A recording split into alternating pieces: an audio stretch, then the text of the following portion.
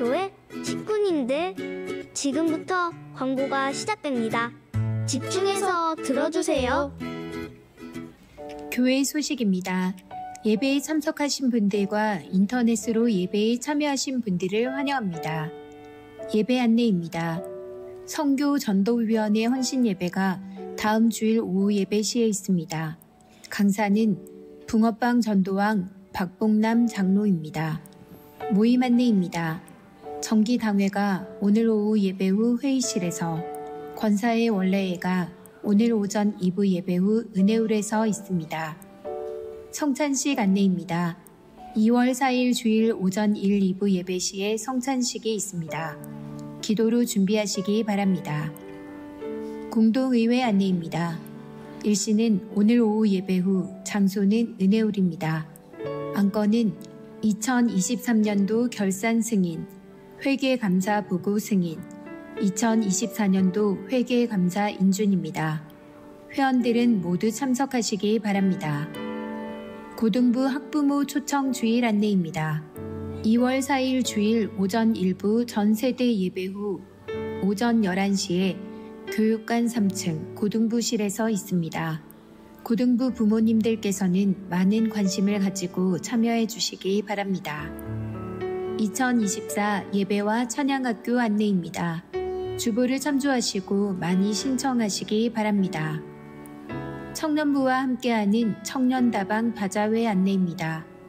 2월 2일 금요일 오후 7시부터 9시까지, 3일 토요일 오전 10시부터 오후 5시까지이며 장소는 교회 로비 및 식당입니다. 많은 기도와 협조 부탁드립니다.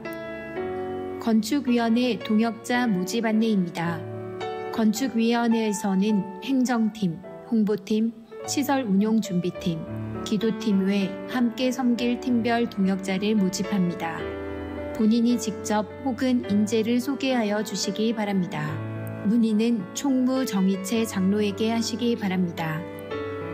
작년 성경 공부반 안내입니다.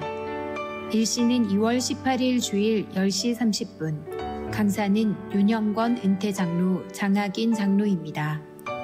대상은 새가족부 및 세례반 수료자 및 원하는 분들이며, 문의는 강대기 장로에게 하시기 바랍니다. 많이 신청해 주시기 바랍니다. 요셉 장학회 2024년 상반기 장학금 신청 접수 안내입니다. 주보를 참조하시고 신청하시기 바랍니다. 교우 소식입니다. 장례 소식입니다. 2-2구역 고 심정열 은퇴권사의 장례를 잘 마쳤습니다. 슬픔을 당한 가정을 위해 기도해 주시고 위로해 주시기 바랍니다. 이번 소식입니다. 8-1구역 김복길 명예집사 덕천동 부민병원에 입원하였습니다. 빠른 회복과 퇴원을 위해 기도해 주시기 바랍니다. 교계 소식입니다. 부산 서부노회 남전도회 연합회 순회 헌신 예배가 오늘 오후 2시 30분 세계 비전교회에서 있습니다. 부산 서부노회 평신도 신학원 모집 및 개강 예배 안내입니다. 주보를 참조하시고 많이 지원하시기 바랍니다. 온라인으로 헌금하시기 원하시는 분들은 주보에 나와 있는 헌금 항목과 계좌번호를 참고하셔서 입금하시기 바랍니다. VIP 새가족을 환영합니다. 지난 주일 등록하신 새가족입니다. 새가족을 진심으로 환영해 주시고 위에서 기도해 주시기 바랍니다.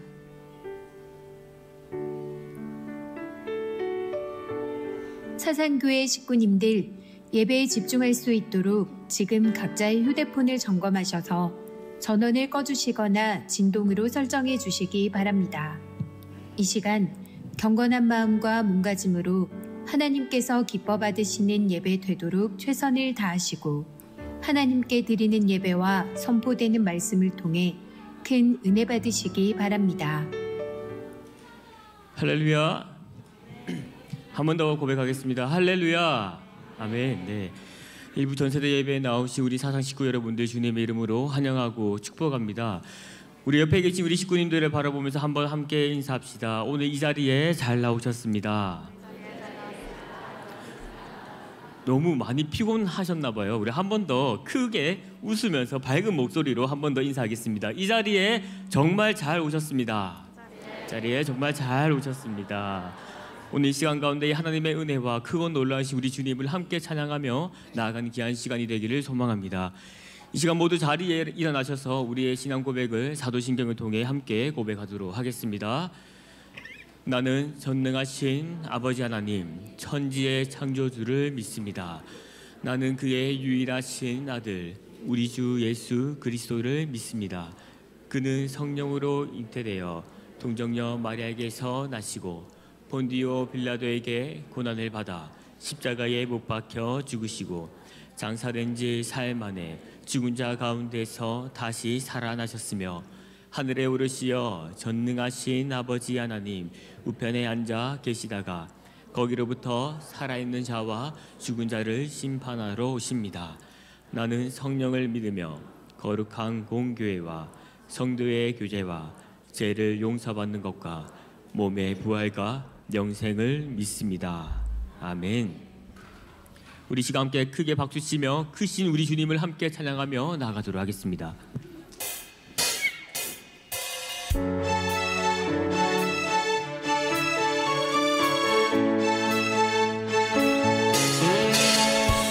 함께 박수치며 함께 찬양하겠습니다.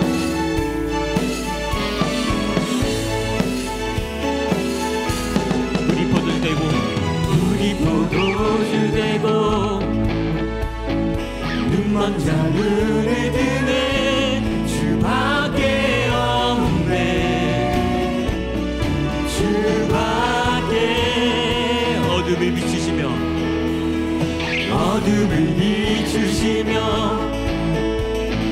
우리를 일으키네 주밖에 없네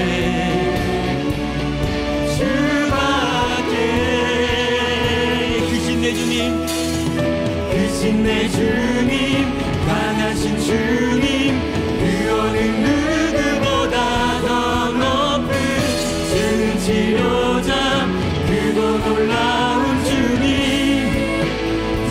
크신 내 주님 크신 내 주님 강하신 주님 그 어느 누구보다 더 높은 주는 치료자 크고 놀라운 주님 처음부터 고백합시다. 물이 포도주 되고 눈먼 자 눈을 뜹니다. 눈먼 자 눈을 뜨네 주밖에 없네 주밖에 어둠을 비추시며 우리를 일으키십니다. 우리를 일으키네 주밖에 없네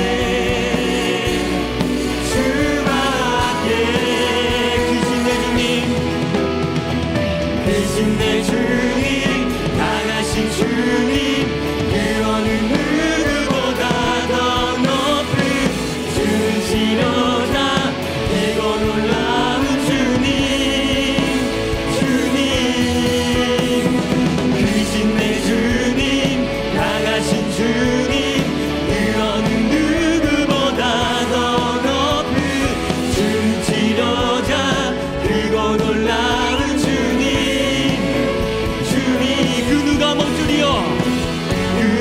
멈추리요 주가 함께 하시며 그 누가 대적하리 주 함께 하시며 그 누가 멈추리요 주가 함께 하시며 그 누가 대적하리 그 누가 멈추리요 주가 함께 하시며 그 누가 대적하리 주 함께 하시며 그 누가 멈추리요 주가 함께 하시며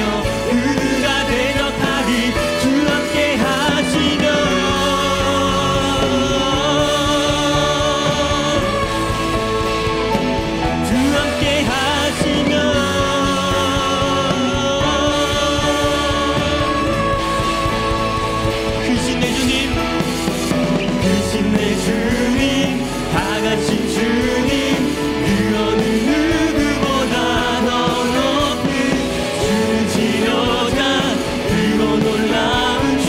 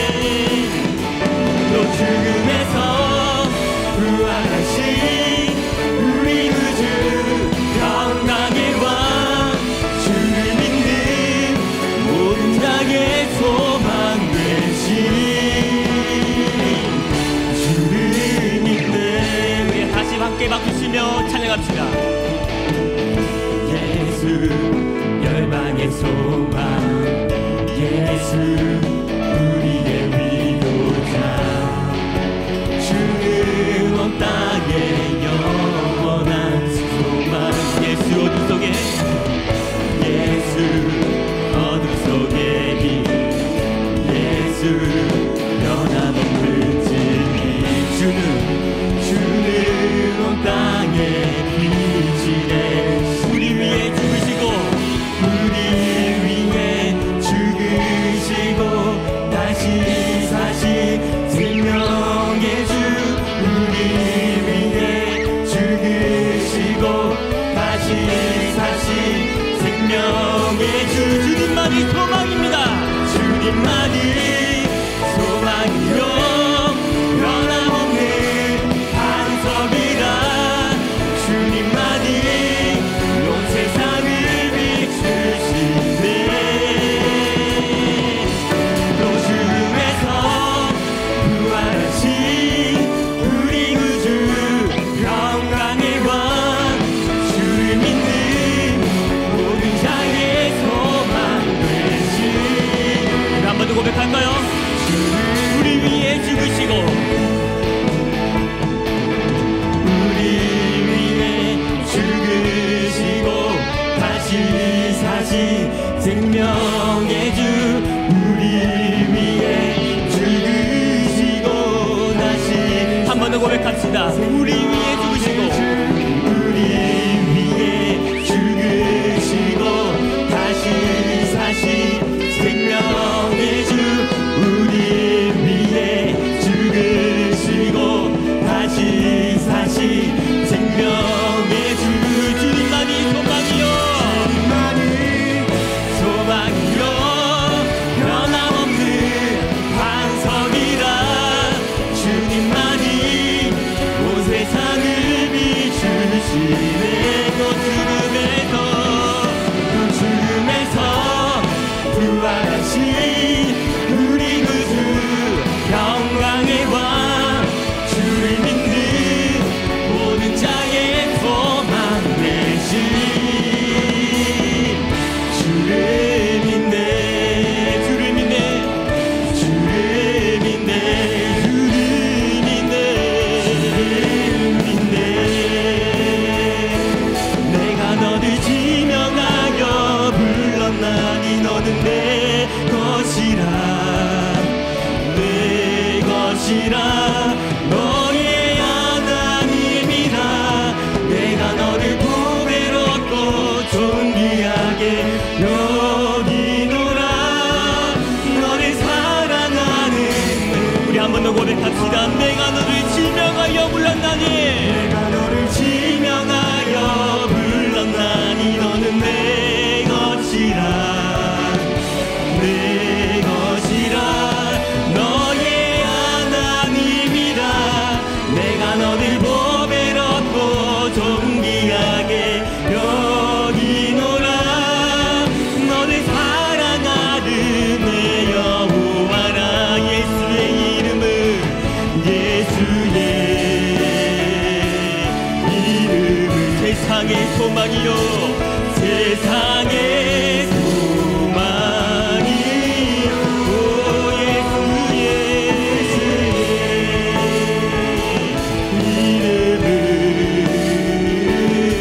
이름은 천국의 길 우리 한 번 더 고백하겠습니다 예수의 이름은 천국의 예수의 이름은 세상의 소망이 되십니다 세상의 소망이요 예수의 이름은 천국의 기쁨이 천국의 기쁨일세 천국의 기쁨이 천국의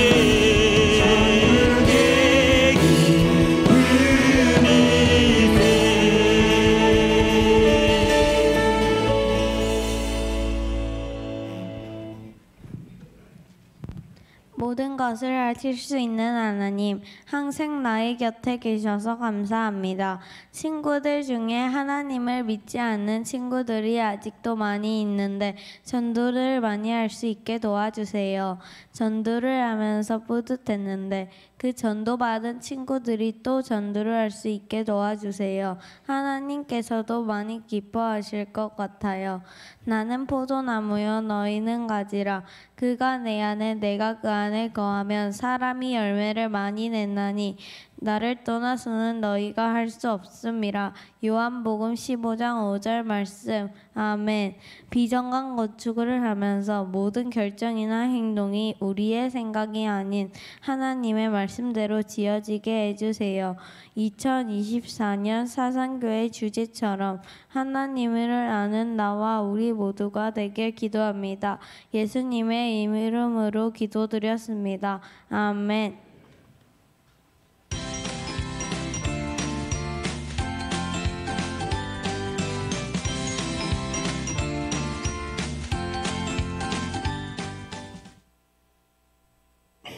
여러분 반갑습니다.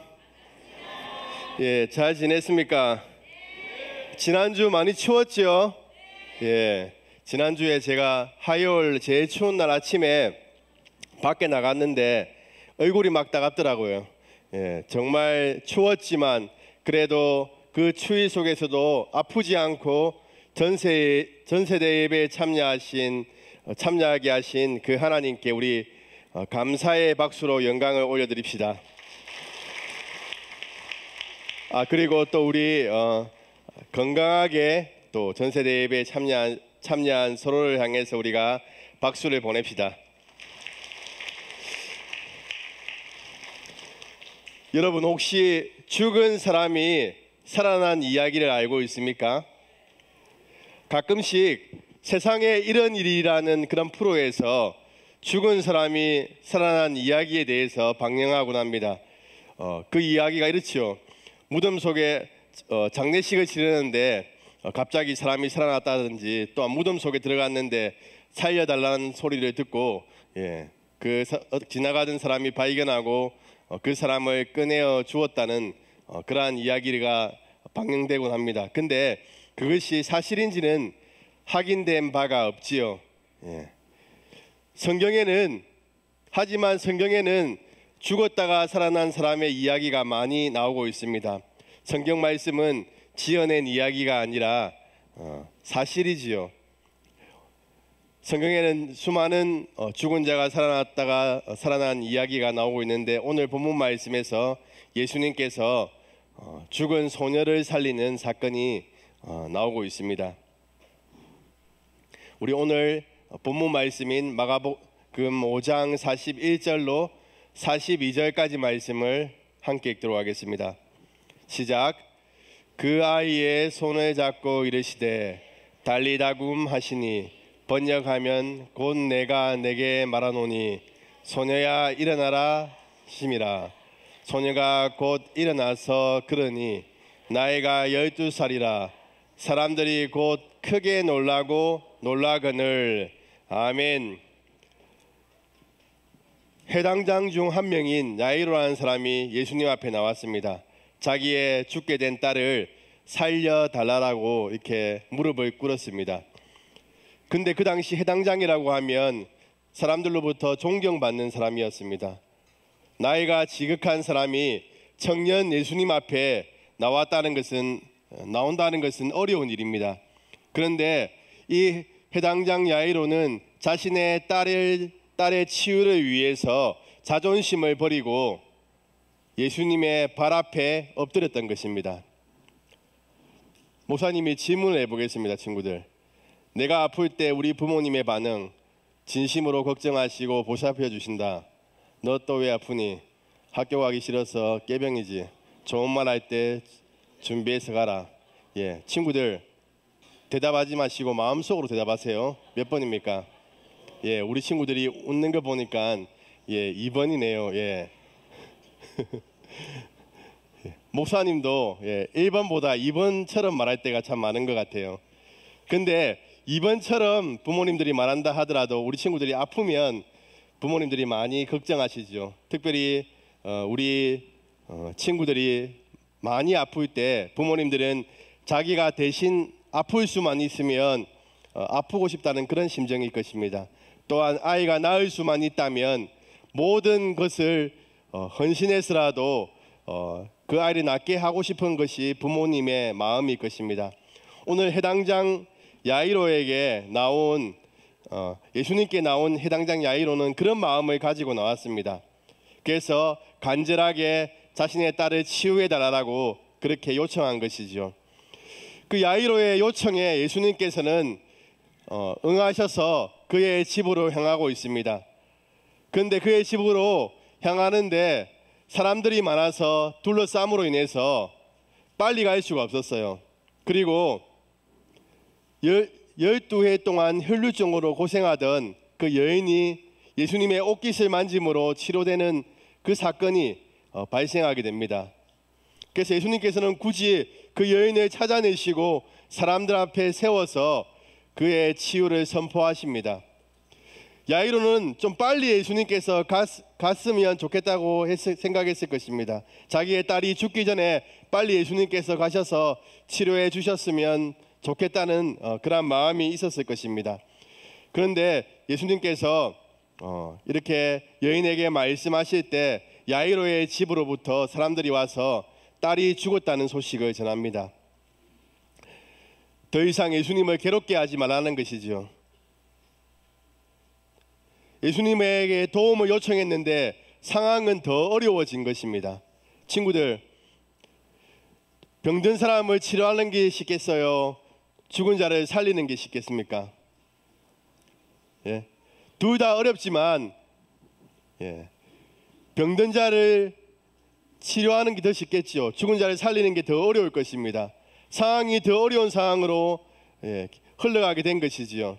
그런데 그때 예수님께서는 이 야이로를 향해서 두려워하고 불안해한 야이로를 향해서 두려워 말고 믿기만 하라 이렇게 말씀합니다. 여기서 믿기만 하라라는 그 단어는 처음에 그러한 믿음을 가지라는 것입니다. 야이로가 처음 예수님께 나올 때는 예수님께서 분명하게 고칠 수 있을 것이라는 그러한 믿음을 가지고 나왔지요. 그 믿음을 가지라는 것입니다. 예수님께서는 그 아이가 소녀가 죽었다는 그 소식을 듣고도 계속해서 야이로의 집으로 향하고 있습니다. 그 야이로의 집으로 가니까 소란스러웠습니다.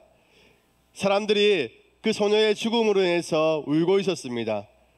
팔레스타인 지역에는 장례식에서 전문적으로 이렇게 사람들이 죽으면 우는 사람들이 있었습니다. 그 사람들을 불러서 아마 울고 있었던 것으로 보입니다. 예수님께서는 그들을 향해서 아이가 죽은 것이 아니라 잔다라고 말씀하십니다. 잔다라고 말씀하신 것은 다시 일어날 수 있다라는 것이지요. 근데 사람들은 예수님의 그 말씀에 비웃습니다. 예수님께서는 같이 온 사람들을 데리고 또한 부모들을 데리고 소녀가 있는 방으로 들어갔습니다. 그리고 소녀의 그러한 손을 잡고 달리다굼 하십니다. 이 달리다굼은 달리다라는 말이 아니지요. 아랍어 타레타와 쿠미의 합성어입니다. 타레타는 소녀, 그리고 쿠미는 일어나라는 말입니다. 소녀여 일어나라 이렇게 말씀하신 것이지요. 그때 어떻게 됩니까? 소녀가 일어납니다. 모든 사람이 이 광경을 목격하게 됩니다. 예수님께서는 이 사실을 사람들에게 알리지 말라고 이렇게 말씀하십니다. 하나님께서는 우리의 모든 질병을 치료하실 수 있는 분이십니다. 하지만 더 놀라운 사실은 모든 죽은 것들을 다시 살릴 수 있는 능력의 하나님이시라는 것이지요. 우리의 삶 가운데 마치 죽은 것 같아서 희망이 없고 소망이 없어서 해결할 수 없는 그런 문제들이 있다면 하나님 손에 맡겨드린다면 하나님께서 다시 회복시키시고 살리실 줄로 믿습니다. 이 시간 하나님께서 우리에게 말씀하십니다. 한번 해보겠습니다. 시작. 달리다굼. 한 번 더 해보겠습니다. 우리의 이름을 넣어서 한번 해보겠습니다. 시작. 재현아 일어나라. 하나님께서 우리에게 일어나라고 말씀하십니다. 주님의 손을 잡고 절망의 자리, 낙담의 자리, 두려움의 자리에서 일어나시는 식구님들 되길 소망합니다.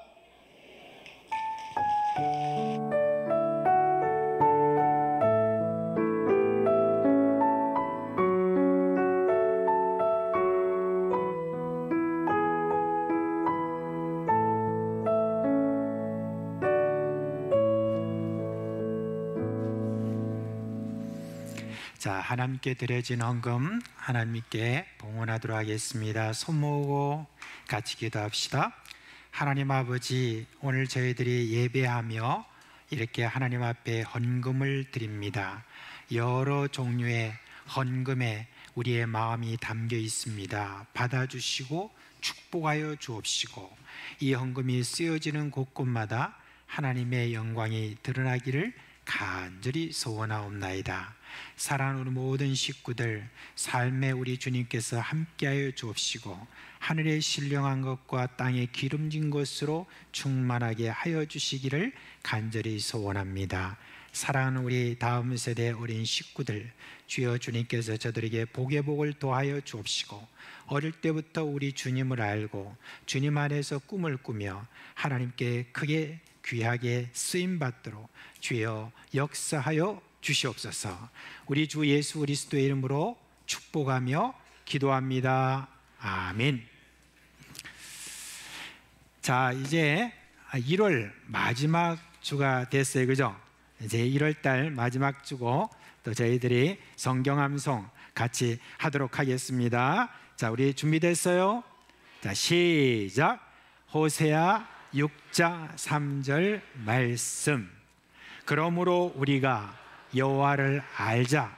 힘써 여호와를 알자. 그의 나타나심은 새벽빛같이 어김없나니, 비와 같이 땅을 적시는 늦은 비와 같이 우리에게 임하시라 하니라. 호세아 6장 3절 말씀. 아멘. 여러분의 눈들이 다 저쪽으로 가는 것 같아요. 2월달에는 저거 없는데 어떡하지? 자, 우리 초등 1, 2부, 우리 유치부 자리에서 일어납니다. 네. 자, 목사님 여러분 축복 기도하겠어요. 손 모으고.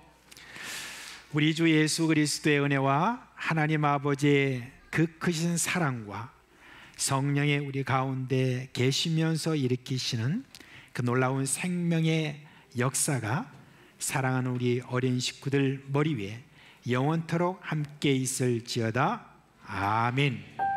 우리 이 시간 사랑하는 자녀들이 나올 때 마음껏 축복하며 대장하도록 하겠습니다. 초등 2부 먼저 대장하도록 하겠습니다. 주님 너를 항상 인도하시리. 주님 너를 항상 인도하시리. 메마른 땅에서도 너를 만족시키리. 너는 물된 농산 같겠고 마르지 않는 샘 같으리. 너는 물된 농산 같겠고 마르지 않는 샘. 초등 1부 등장하도록 하겠습니다. 주님 너를 항상 인도하시리. 메마른 땅에서도 너를 만족시키리. 너는 물된 농산 같겠고 마르지 않는 샘 같으리. 너는 물된 농산 같겠고 마르지 않는 샘. 각 유치부 일어나서 대장하도록 하겠습니다. 주님 너를 항상 인도하시리. 메마른 땅에서도 너를 만족시키리. 너는 물된 농산 같겠고 마르지 않는 샘 같으리. 너는 물된 농산 같겠고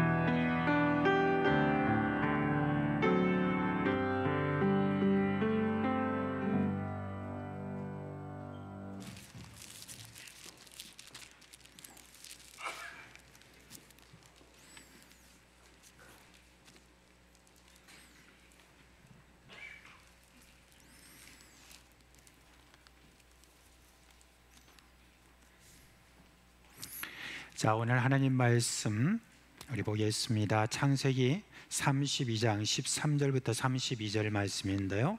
저와 여러분이 교독해서 읽도록 하겠습니다. 13절부터 읽도록 하겠습니다. 야곱이 거기서 밤을 지내고 그 소유 중에서 형 에서를 위하여 예물을 택하니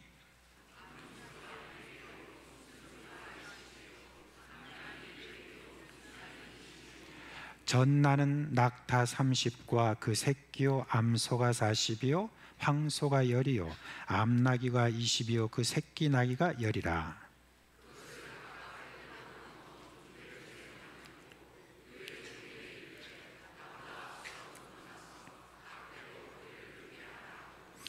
그가 또 앞선 자에게 명령하여 이르되 내 형 에서가 너를 만나 묻기를 네가 누구의 사람이며 어디로 가느냐 내 앞에 것은 누구의 것이냐 하거든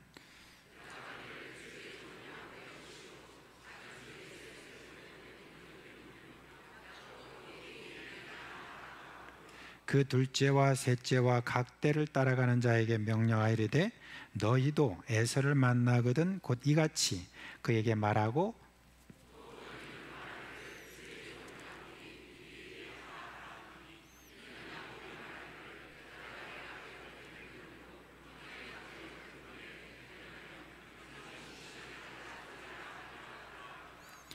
그 예물은 그의 앞서 보내고 그는 무리 가운데서 밤을 지내다가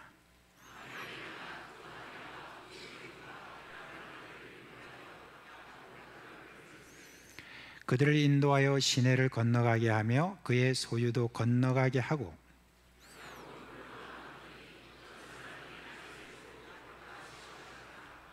자기가 야곱을 이기지 못함을 보고 그가 야곱의 허벅지 관절을 치매 야곱의 허벅지 관절이 그 사람과 씨름할 때 어긋났더라.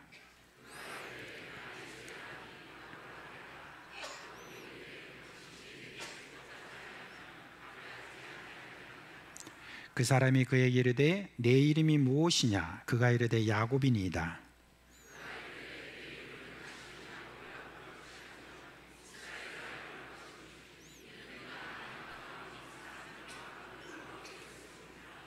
야곱이 청하여 이르되 당신의 이름을 알려주셔서 그 사람이 이르되 어찌하여 내 이름을 묻느냐 하고 거기서 야곱에게 축복한지라.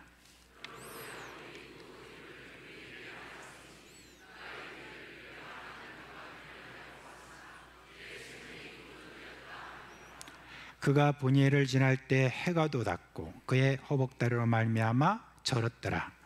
그 사람이 야곱의 허벅지 관절에 있는 둔부의 힘줄을 쳤으므로 이스라엘 사람들이 지금까지 허벅지 관절에 있는 둔부의 힘줄을 먹지 아니하더라. 아멘. 아브라함의 아들 이삭은 40세 리브가와 결혼을 했습니다. 근데 한동안 아이가 없었어요. 그러자 이제 이삭은 하나님께 기도하였더니 하나님이 응답하셔서 아이를 이제는 임신하게 되었습니다. 그런데 임신해도 쌍둥이를 임신하게 되었습니다.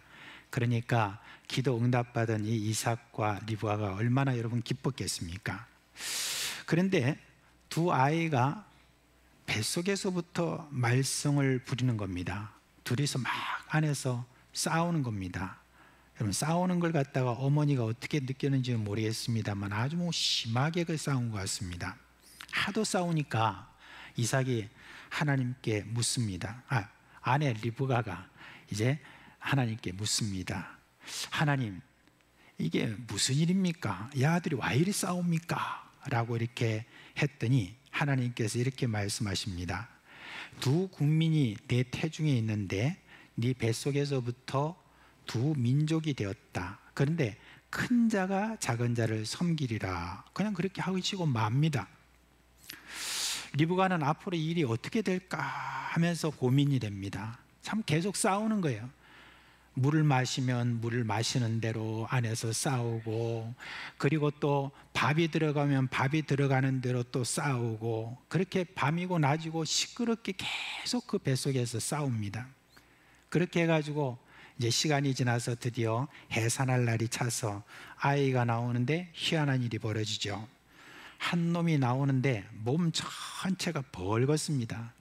그러자 별 생각 없이 그냥 보이는 대로 그냥 이름을 지었는데 뭐라고 이름을 지었습니까? 에서 이렇게 하죠. 오늘날 우리가 그냥 에서 하니까 그냥 이렇게 부르는 이름 같지만은 그러나 그 말은 무슨 말이냐면 붉다 이런 뜻이 거기에 있습니다. 아이에 대한 무슨 기대나 꿈을 가지고 이름을 지은 것이 아니라 나오는 그걸 보고 그냥 붉다 그렇게 에서 그냥 그렇게 해버린 겁니다. 옛날 우리 어른들은 이름을 짓는 데는 상당히 신중하고 다 의미가 있게 그렇게 정성을 들여서 이름을 짓지 않습니까? 그죠? 특히 옛날에는 남아를 이렇게 많이 선호했기 때문에 딸을 낳으면 일부러 딸의 이름에 아들 낳기를 원하는 그런 마음으로 그렇게 지었죠. 그래서 이제 죄송합니다. 여기 그분이 계신지 모르겠는데 끝순이 또 말순이 그렇게 하는 것을 볼 수가 있습니다. 제가 그 청년 때 창녕에 있는 남지교회라고 하는 그곳에 이제 우리 여름 학교 봉사를 위해서 간 적이 있습니다. 근데 그 교회에 이제 보면은 이제 옆에 벽에다가 무슨 이번 달에 봉사 누구 그다음에 누구 봉사 이런 이름이 딱 있어요. 근데 거기 보니까 이름이 딱 있는데 아마 집사님 이름 같아요. 거기다가 딱 뭐랬냐면 이딸막 이렇게 지었습니다.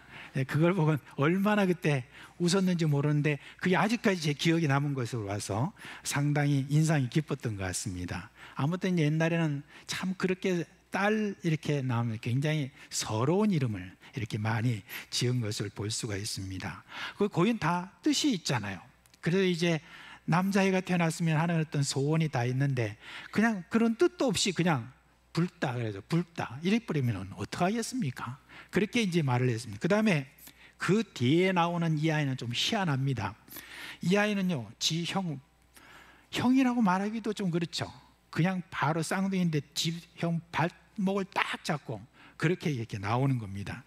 그래서 이제 이번에는 뭐라고 말하면 야곱 이렇게 지었습니다. 근데 야곱 그러니까 참 멋있는 말처럼 보이지만 실제로 이게 무슨 뜻이죠?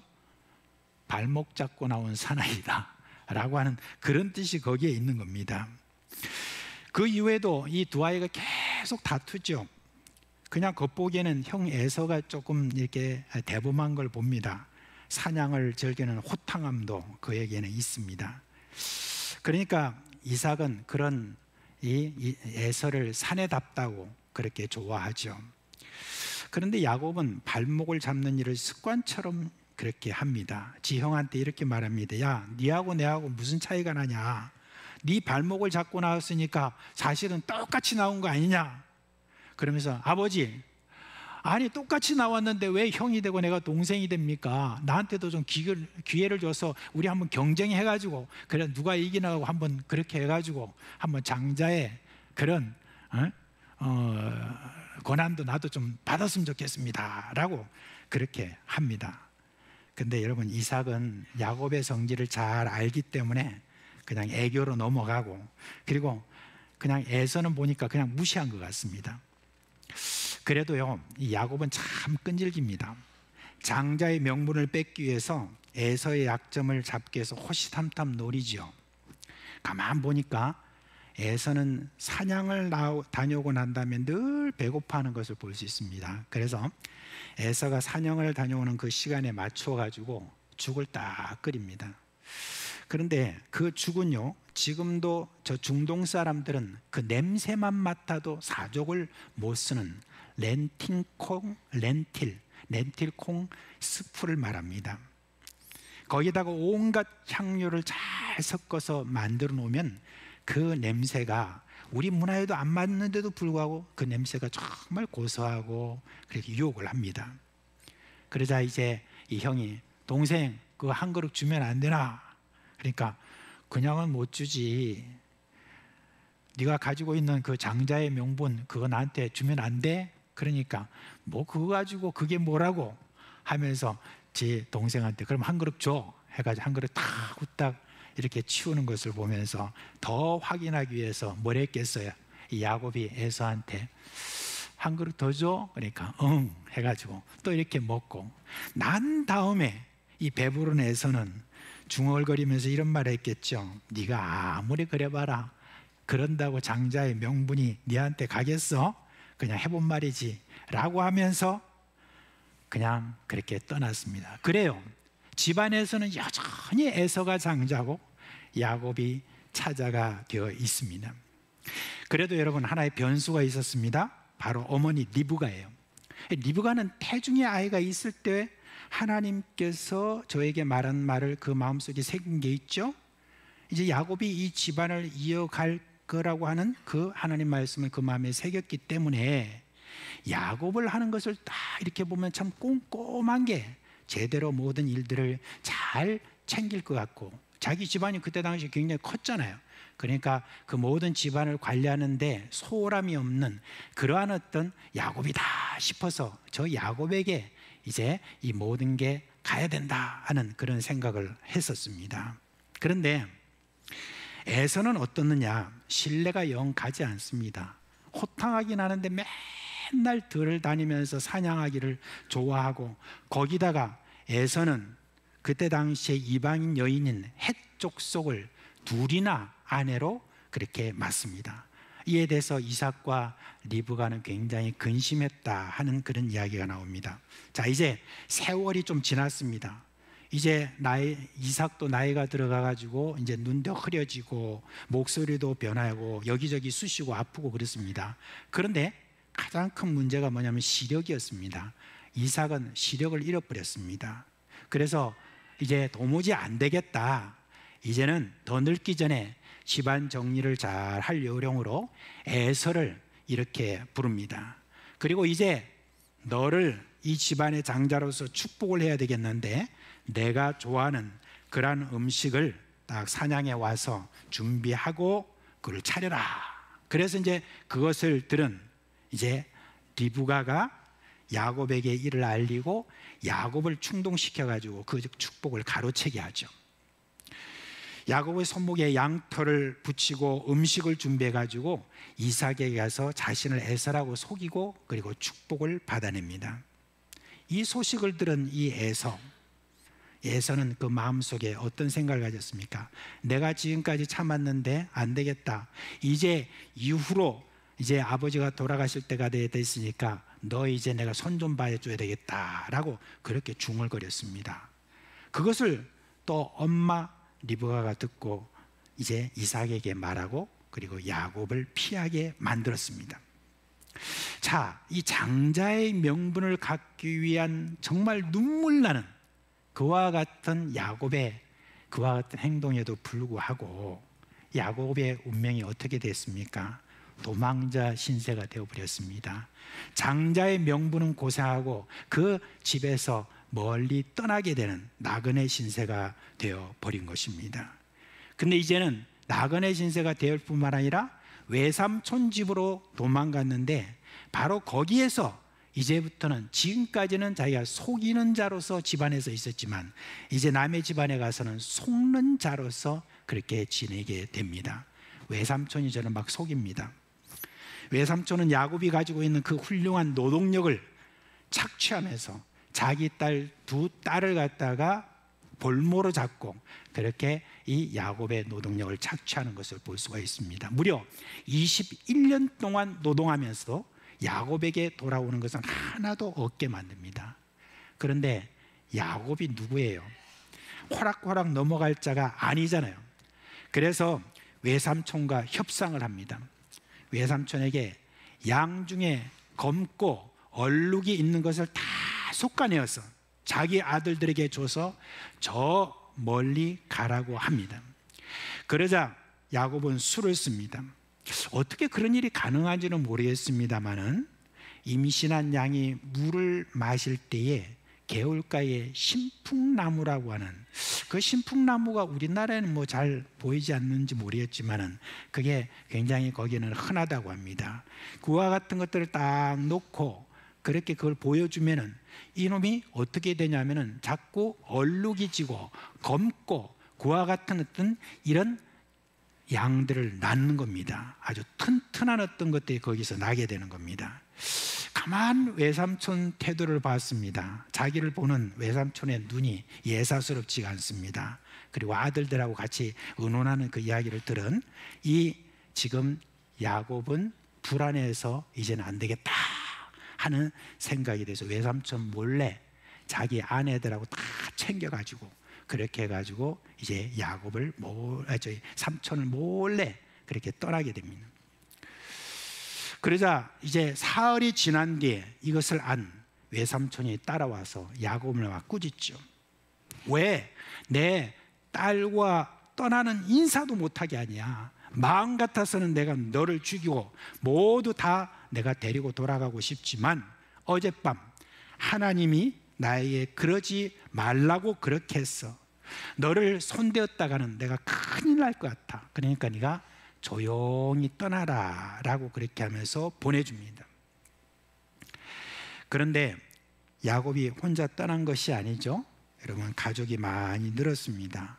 두 아내와의 사이에 태어난 아들과 딸이 있는데 무려 12명입니다. 그런데 11명의 이름이 기가 막히죠. 레아가 자식을 낳는데 넷이나 낳았습니다. 근데 그 동생 라헬은 하나도 낳지 못하자 자기 종을 야곱과 동침하게 해서 둘을 얻습니다. 그러자 레아도 이제는 질세라 자기 종을 또 주어가지고 둘을 또 얻습니다. 근데 나중에는 레아가 또 자식을 낳자 이제 라헬은 시기심으로 거의 초죽음이 되어버렸습니다.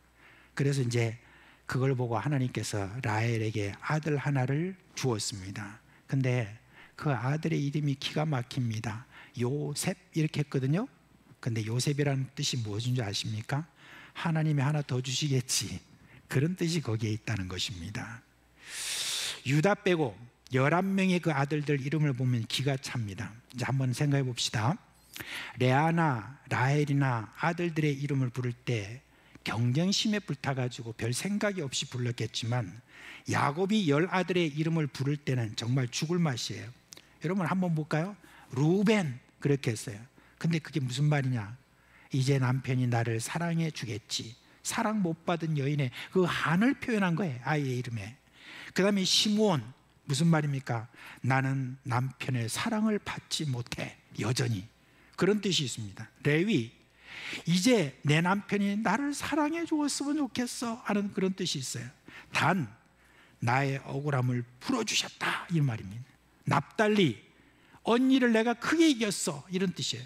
갓, 나는 운이 좋아. 아셀, 저 라헬을 위해 나는 행운아야.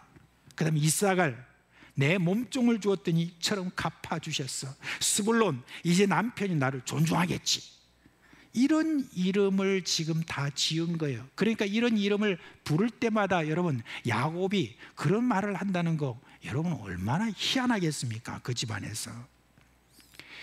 이에 대해서 여러분, 야곱은 아무런 잘못이 없었습니다. 자신과 외삼촌 간의 그런 경쟁 관계가 형성된 것도 자기 책임이 사실은 아니었습니다. 부인들과의 경쟁도 자기 책임이 아닙니다. 여러분, 이래도 경쟁, 저래도 갈등, 그렇게 경쟁하고 갈등하는 그 가운데 저에게 남은 것이 무엇이었습니까? 사실상 여러분, 두려움이었습니다. 자기 집안에서야 자기가 잘못한 것으로 두려움이 생겼지만 외삼촌 집안에서는 야곱이 아무런 잘못한 게 없어요. 그런데도 뭐가 생겼느냐? 두려움이 생겼다는 것입니다. 여러분, 사람과의 관계에서 경쟁 관계라는 것은 속이는 입장하고 속임당하는 입장, 빼앗는 입장, 또한 빼앗기는 입장, 모두가 다 남는 게 뭔지 아십니까? 다 두려움입니다. 야곱이라는 그 이름, 이 이름은 두 가지 면에서 세상과 너무 닮았어요. 첫째는 뭐냐? 경쟁입니다. 여러분 잘 생각해 보세요. 우리가 이 세상에 태어난 그때부터 시작해서 우리는 경쟁 관계에 들어가는 것을 볼 수가 있죠. 죽을 때까지 그 경쟁 관계에서 우리는 벗어나지 못합니다. 심지어 사람들이 전혀 살고 있지 않는 그냥 산골 깊은 곳에 간다고 해도 그곳에서 일단 누구라도 사람을 만나게 되면 뭐가 생겨납니까? 이 경쟁심이 딱 올라오는 거예요. 그리고 둘째는 뭡니까? 그 결과입니다. 두려움입니다. 그런데요, 누구 하나 그거 탓할 것 없습니다. 사실 그 두려움의 정체는 뭐냐면 바로 자신입니다. 자신의 마음에 있는 경쟁심이 바로 그 주범인 겁니다. 안타깝게도 인간은 거기에서 벗어날 수가 없습니다. 해마다 12월 달이 되면 그 해에 한국 사회의 그 모습을 정리하는 그런 사자성어를 한국에 있는 유명한 그 교수님들에게 묻는 그런 행사가 있다고 합니다. 무려 1315명의 교수님들에게 사자성어로 올 한 해를 좀 정리해 주십시오 라고 다 이렇게 받았는데, 그 사자성어를 다 모아가지고 다시 또 교수님들에게 보내서 이제 의견을 묻는 거예요. 어느 사자성어가 가장 맞는 말입니까? 라고 했는데 2023년에 사자성어 중에 가장 많은 표를 받은 사자성어가 뭐냐면 결리망의라고 합니다. 그게 무슨 말이냐면 지금 눈앞에 보이는 이익에 눈이 멀어가지고 의는 망해버렸다라고 하는 그런 뜻이랍니다. 이 결리망이라고 하는 이 사자성어를 내놓은 분이 누구냐면 전북대 중어중문학과 명예교수인 김병기 교수님이라고 합니다. 근데 그분이 나중에 인터뷰를 하는데 이런 말을 했답니다. 지금 우리 사회는 이런 결리망의 현상이 난무해서 나라 전체가 싸움판이 된 것 같다 라고 그렇게 이야기를 했다고 합니다. 그런데요, 그게 어찌 2023년 한 해의 이야기인가요? 매년, 아니 인간이 사는 어느 곳에든지 있는 그런 현상이라고 생각할 수 있습니다. 여러분, 우리 모두는 다 이런 DNA를 가지고 있습니다. 누구라도 사람을 만나게 되면 경쟁심이 솟아오르게 돼 있어요. 그 마음을 숨기고 있을 뿐이지 그 마음에서 자유로운 사람은 아무도 없는 것입니다. 어떤 사람은 그런 마음을 좀 긍정적으로 생각해서 발전의 기회를 삼자라고 그렇게 합니다만은, 그러나 여러분, 그 뒤에 남는 게 무엇이냐 하는 것이 가장 기분 나쁩니다. 뭡니까? 두려움이 남는 것입니다. 여러분, 그러나 우리의 인생은 여기에서 마치는 게 아니에요. 경쟁과 두려움에서 벗어나는 그 길을 야곱을 통해서 우리에게 보여주고 있는 것을 우리가 오늘 볼 수가 있습니다. 여러분, 야곱이 라반과의 경쟁과 두려움에서는 이제 벗어났습니다.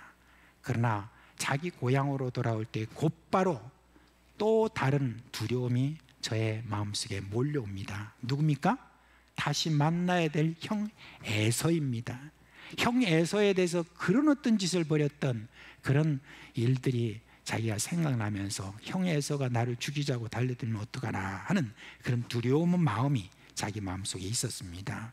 그리고 이제 자신이 돌아온다는 소식을 듣고 형 에서가 어떠한 태도를 취할까 걱정이 돼서 미리 사람을 보내 알리니까 세상에 이 에서가 400명의 군사들과 함께 맞으러 나온다는 그런 소식을 들으니까 더 두려움이 크게 자기에게 몰려왔습니다. 이거는 환영하는 그런 분위기가 아니라는 거예요. 그래서 어떻게 하든지 형 에서의 마음을 풀기 위해서 야곱이 몇 가지 대책을 세우죠. 이미 사전수전 다 겪은 야곱 아니에요. 그러니까 그 일에 대해서 어떻게 해야 될지 저도 이제 많이 꾀를 내었습니다. 전 재산을 둘로 나누었습니다. 하나 치면 하나는 그래도 남겠다라는 그런 생각. 그런데 이래 갖고 안 되겠다. 내 하나님께 기도라도 해야 되겠다. 하나님 돌봐주이소 하면서 하나님께 막 기도했습니다. 그리고 난 다음에 그 다음에 어떻게 했느냐? 이제 에서에게 선물을 보내는데 세상에 이런 꾀를 내는 겁니다. 많은 선물을 준비해 가지고 세 대로 나누는 거예요. 그래 가지고 먼저 한 대를 먼저 딱 보내고, 그리고 난 다음에 다 이렇게 좀 토를 줘가지고 또 한 대는 또 보내고 또 한 번 보내고. 여러분, 아무리 마음이 그렇게 많은 어떤 그런 대적 관계에 있다 할지라도 선물을 그런 식으로 그렇게 보내면은 그렇게 마음이 누그러지지 않겠나 하는 그런 야곱의 그런 꾀가 거기에 지금 담겨 있습니다. 이제 모든 식구들을 또다시 이제 야복강이라니까 강이 아니라 사실은 그 개울이죠. 그 개울 너머로 딱 이렇게 보냅니다. 보내고 난 다음에 그 다음에 여러분 성경이 기가 막힌 이야기를 합니다. 뭐라고 말하냐? 그리고 자신 뒤에 홀로 남았더니 라는 말을 합니다. 정말 여러분 다 보내고 난 다음에 홀로 남았다는 이 말은 무슨 말이냐면 굉장히 쓸쓸한 그런 어떤 광경을 볼 수가 있습니다. 많은 재산과 가족 모두 다 먼저 보내놓고 난 야곱의 모습이 어떤 모습이냐? 두려움에 휩싸인 한 초라한 남자임을 볼 수가 있습니다. 홀로 남아있긴 하지만 무엇을 어떻게 해야 될지 모르겠는 거 있죠.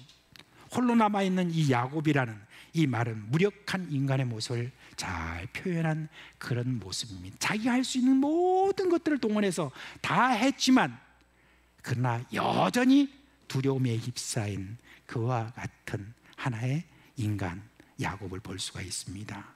이때 한 사람이 야곱에게 다가와서 싸움을 겁니다. 여러분 여기 씨름이라고 하는데 사실은 레슬링을 이야기하는 겁니다. 여러분 레슬링을 보면 어떻습니까? 사실 인간이 경쟁하는 그 모습을 가장 잘 묘사하고 있습니다. 그런데요, 이 레슬링을 하고 있는데 뭔가 좀 달라요. 지금까지 야곱이 사람들과 해온 씨름과는 뭔가 좀 달라요. 어떻게 다르냐? 뭔가 이 사람은 센데 자기를 완전히 다 이기려고 하는 것 같이 같지가 않아요. 이 사람은 자기보다 훨씬 더 힘이 센 것을 자기가 느끼는데 근데도 이 사람은 지금 져주는 레슬링 같은 그런 어떤 일을 하는 것을 볼 수 있습니다. 뭔지는 지금 몰라요. 이 야곱에게 그 마음속에. 그러나 이 레슬링에서는 내가 뭔가 꼭 잡고 있어야 될 것 같아. 내가 이것을 꼭 잡아야 뭔가 해결점이 있을 것 같아 라고 하면서 계속 마음을 또 잡고 잡아야 된다 하고 그렇게 견디고 있는 겁니다. 근데 갑자기 그 사람이 야곱의 엉덩이뼈를 척버렸습니다. 여러분 엉덩이뼈를 딱 치고 나니까 완전히 위골되었다, 이 엇나가 버렸다 라고 할 때 여러분 굉장히 아프답니다. 제가 그거를 겪지 못했지만 우리 지금 교회 식구들 가운데 연세가 좀 많은 분들이 집에서 딱 화장실이나 이런 데서 딱 이렇게 넘어졌을 때 딱 여기가 여러분 딱 엇나가고 그럴 때 굉장히 그게 아프다고 하는데 여러분 그거보다 훨씬 더 여러분 아픈 그러한 어떤 모습을 이렇게 볼 수가 있습니다. 근데 여러분 그 엄청난 고통에도 야곱은 계속 잡았습니다. 왜 저가 계속 잡았을까? 야곱이 하는 말로 알 수 있어요. 놔라 그렇게 했는데 야곱이 뭐라고 합니까? 저에게 복을 주시지 않으면 내가 못 보냅니다. 그러면 여러분 그 복이 뭡니까? 뭐 야곱에게 여러분 그렇게 재산이 많은데 무슨 재산을 더 달라는 그런 이야기가 아니잖아요. 그럴 리가 없습니다. 그러면 여러분 우리가 어떤 복을 말하겠습니까? 가깝게는 경쟁의 상대인 에서에게서 느끼는 그런 두려움도 있겠지만 그리고 앞으로도 찾아올 계속되는 그런 경쟁과 두려움 이런 것들을 해결할 수 있는 그런 복을 좀 달라는 그런 이야기가 아니겠습니까? 경쟁과 경쟁의 연속에 참 지쳐있는 바로 이 야곱 그리고 그 열매가 뭐냐? 두려움에 빠져있는 이 야곱 더 저는 이런 삶을 살 수가 없습니다. 이제 나를 하여금 그 모든 것에서 좀 벗어나게 좀 그렇게 해달라고 하는 바로 이것 아니겠습니까? 나도 어쩔 수 없어요. 나도 그냥 놔두면 나는 늘 경쟁하며 살아가는 그런 사람입니다. 그렇게 야곱이 그에게 그렇게 이야기를 하니까 그때 그 사람이 아주 놀라운 질문을 하죠. 네 이름이 뭐냐? 그랬을 때 야곱입니다 이랬습니다. 좀 더 리얼하게 표현하자면 뭡니까? 예, 지금까지 저는 사람의 발꿈치를 잡는 자였습니다. 그러자 이제부터는 네 이름이 야곱이 아니다. 이제부터는 네 이름이 이스라엘이다 라고 그렇게 말합니다. 그리고 이런 말합니다. 여러분 네가 아주 중요한 말입니다. 네가 하나님과 및 사람과 겨루어서 이겼습니다 그렇게 말했습니다. 이 말이 무슨 말이냐? 먼저 하나님과 레슬링에서 이겼다는 그런 말인데, 그 다음에 또한 사람과 레슬링에서 이겼다는 이 말은 무슨 말입니까? 이 말이 본문과 조화하자면 이런 말입니다. 네가 하나님과 레슬링에서 이겼기 때문에 사람과의 레슬링에도 이기게 되었다. 비로소 어떤 해결을 보았다는 바로 그런 뜻을 여기에 말하고 있는 것입니다. 여러분, 이 축복스러운 이름, 사람과의 경쟁에서 그 위에 열매가 두려움으로 자기에게 와닿는 그런 모든 인생이 이제는 이 축복스러운 이름, 하나님과의 그 레슬링에서 이겼기 때문에 이제는 사람의 발꿈치를 잡는 그런 경쟁 관계에서 벗어날 수 있게 되었다라고 하는 바로 그것을 이야기하는 것입니다. 여러분, 하나님의 발꿈치를 잡는 경쟁을 함으로써 비로소 사람과의 경쟁에서 이겼다라고 하는 그걸 이야기를 하는 것입니다. 여러분, 하나님이 친히 찾아오셔서 레슬링을 하자고 하셨고 바로 거기서 져주시는 그 하나님께 계속해서 간절하게 매달렸더니 드디어 야곱이 그 영광스러운 이름 이스라엘, 하나님과 및 사람과 겨루어 이기게 되는, 이제는 경쟁과 그 열매인 두려움에서 벗어나는 이스라엘이라는 이름을 얻게 된 것입니다. 사랑하는 여러분, 사람과의 레슬링, 사람과의 경쟁하는 것, 그것을 멈추시길 바랍니다. 두려움을 자아내는 그 끊임없는 경쟁에 더는 여러분 매달리지 마십시오. 찾아오셔서 여기 계신 하나님과 여러분 경쟁하시기 바랍니다. 여러분, 예수님이 세상에 계실 때 늘 이런 모습을 보여주셨습니다. 사람과의 레슬링에 결코 시간 낭비하지 않으셨습니다. 새벽에 아버지 하나님께 나가서 그날의 모든 일정에 대해서 사람과의 경쟁에서 오는 그런 어떤 두려움으로 그런 어떤 일을 벌인 것이 아니라 모든 사람을 이길 수 있는 그와 같은, 그리고 그 열매는 기쁨을 가지게 되는 그와 같은 은혜를 아버지에게서 받아내셨습니다. 예수님이 마지막으로 져야 될 십자가, 엄청난 두려움이었습니다.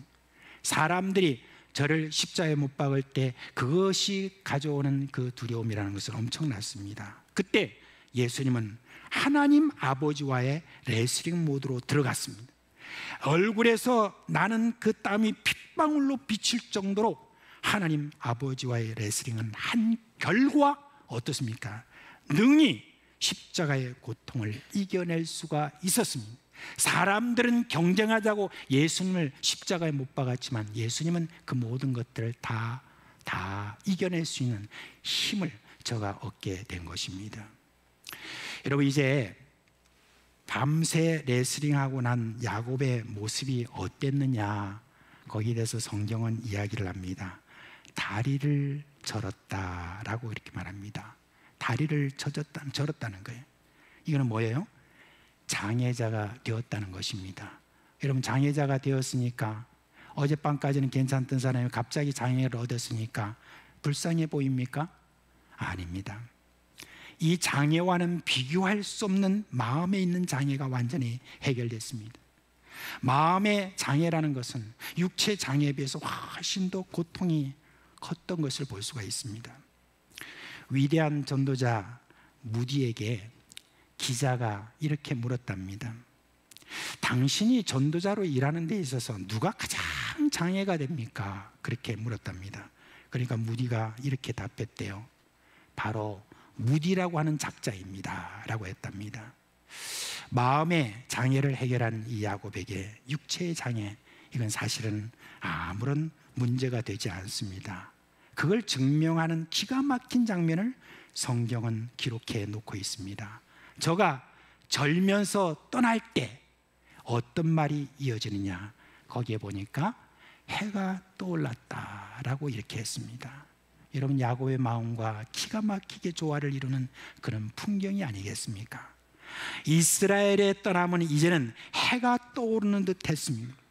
이제는 모든 경쟁에서 자유로운 마음으로 떠날 때 떠오르는 그 해, 그거는 이전의 해가 아닙니다.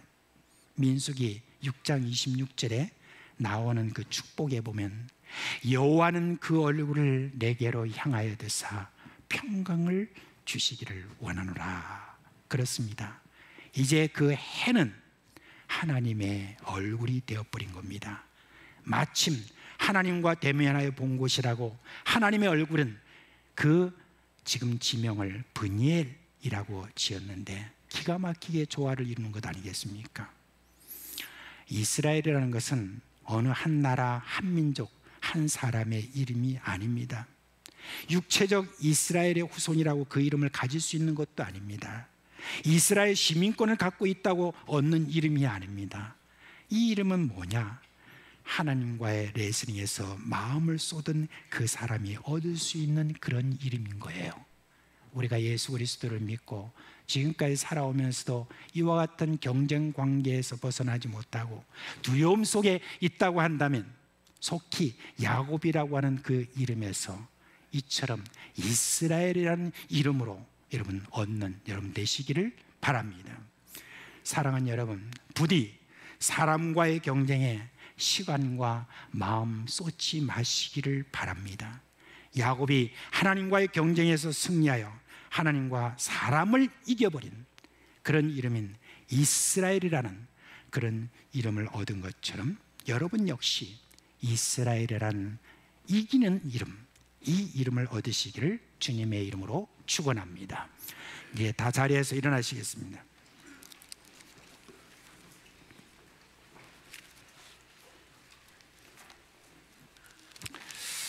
우리 찬송가 369장 부르겠습니다.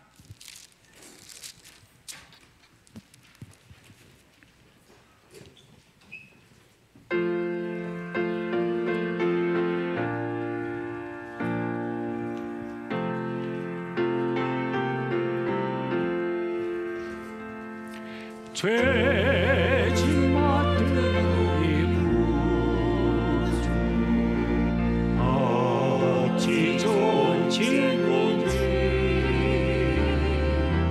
걱정 근심 무거운지 우리 주께 맡기세 주께 보아 없는 곳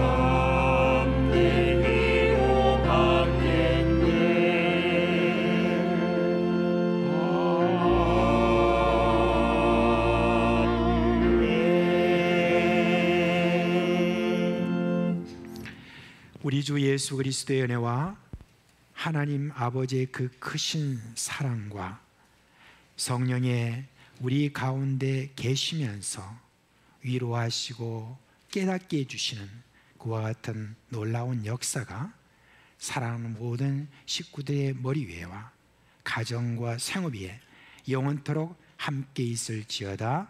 아멘.